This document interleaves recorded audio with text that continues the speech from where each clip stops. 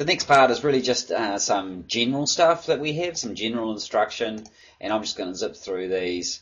The health and safety of the children is to be your first consideration. It's really important that we keep them safe.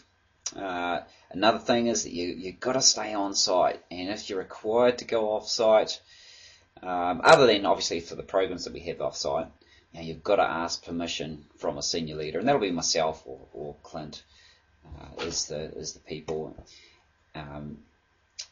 It's really important that you get a good night's sleep.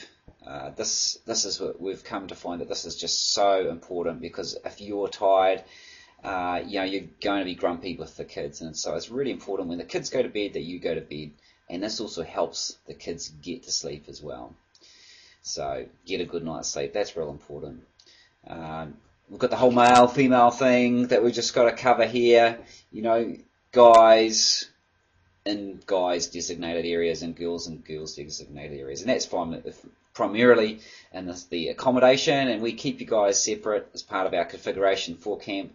So it's really important that you don't go into females area, or the girls don't come into your area. If you want to talk and things like that when it's an appropriate time, then you find the public places are the places to be. No boyfriend and girlfriend relationships to be pursued at camp. Our focus is the kids.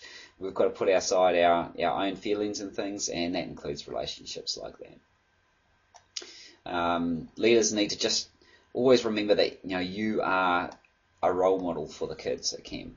So that's really key, just to remember that. So a lot of our stuff comes down to sort of being that role model.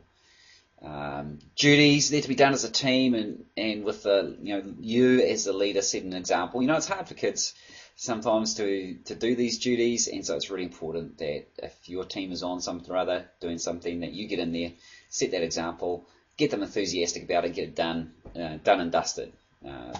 So that's real important. Another important thing, no child is to be left unsupervised on any activity. Now this comes down to sort of health and safety. We don't want them playing on the equipment when there's nobody supervising, because they could easily get hurt, and we don't want that. And also, just camp nurse administers all medications, except for maybe asthma inhalers. So please make sure that all the medication is handed in at the beginning of camp. And so that's, when you're working with the kids, you've got them back in the camp, and you might find that they've got some medication still in their bags. Just talk to them and say, hey, all the medication's meant to go back to the nurse, and she can administer it. And so just work with the kids on that. And all accidents that involve injury, no matter how big or small, they need to be reported to the camp nurse, and there's no exceptions for that. We've got to record everything that happens. If they fall over and, I don't know, graze their knee or whatever it is, we just need to report that stuff.